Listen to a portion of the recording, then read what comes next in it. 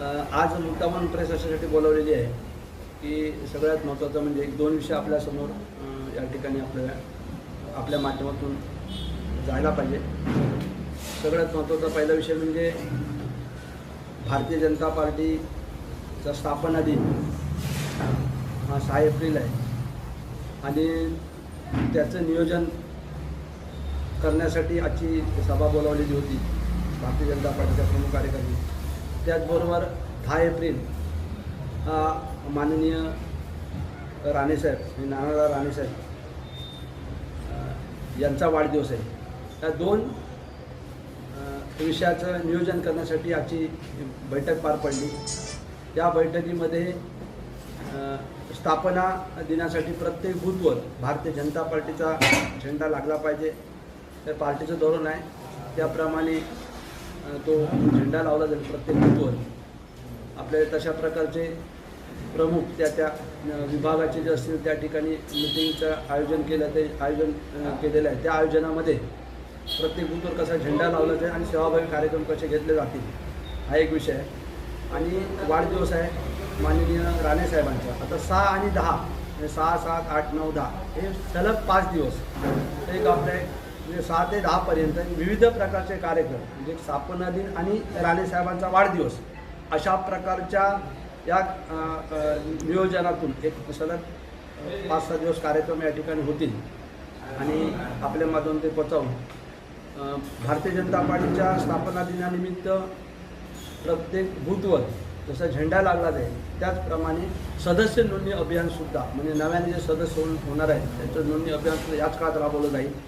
आणि विविध कार्यक्रम स्वच्छता असेल, वृक्ष लागवड असेल किंवा अन्य जे काही कार्यक्रम आहेत ते होतील.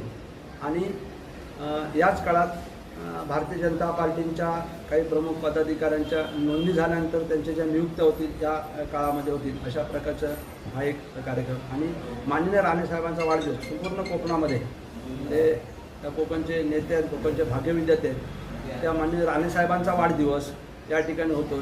त्यासाठी प्रत्येक तालुक्यामध्ये एक जे जिल्हास्तरीय जे नियोजन झालेलं आहे ते प्रत्येक ठिकाणी स्पोर्ट म्हणजे वेगवेगळ्या प्रकारचे गेम या ठिकाणी घेतलेले आहेत. त्यामुळे यावेळी मालवणमध्ये सुद्धा गेल्या वर्षाप्रमाणे बास्केटबॉल स्पर्धा आपण आयोजित केलेली आहे आणि त्या स्पर्धा ही राज्यस्तरीय ती स्पर्धा होणार आहे. आता एक 5 जिल्ह्यातल्या लोकांची नाव आमच्याकडे आली आहेत. आता आम्ही नुकतेच सांगितलं अजून नाव येतील.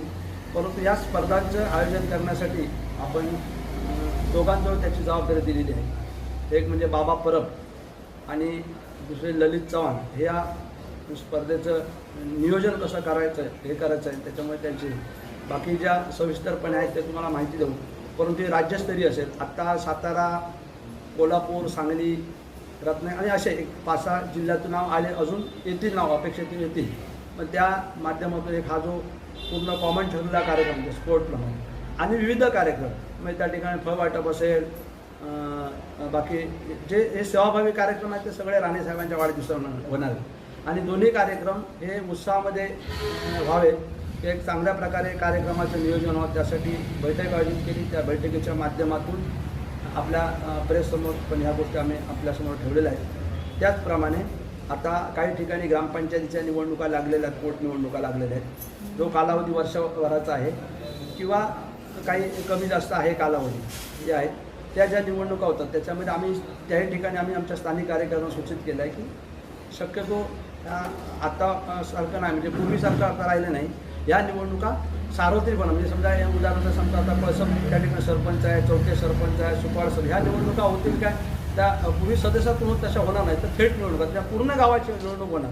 म्हणून काही न करता भारतीय जनता पार्टीची अशी भूमिका राहिली की त्या ठिकाणी शक्यतो गाव पॅनल करा, गावातील लोक एकसंघ बसा, निवडणुकीमुळे कसल्याही वादविवाद होता कामा नये आणि गाव पॅनलच्या माध्यमातून त्या निवडणुका व्हाव्यात आणि अशी भारतीय जनता पार्टीची आम्ही तशा प्रकारे सूचना केल्या.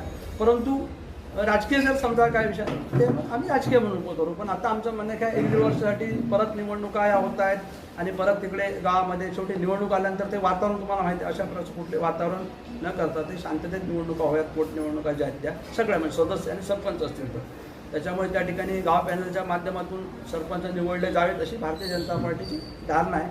परंतु तिकडे राजकीय जर काय लेवल लावण्याचा प्रयत्न झाला तर आम्ही मग शेवटी नावेला आम्ही उतरणार, परंतु त्या निवडणूक चांगल्या प्रकारे पार पडत असायचा.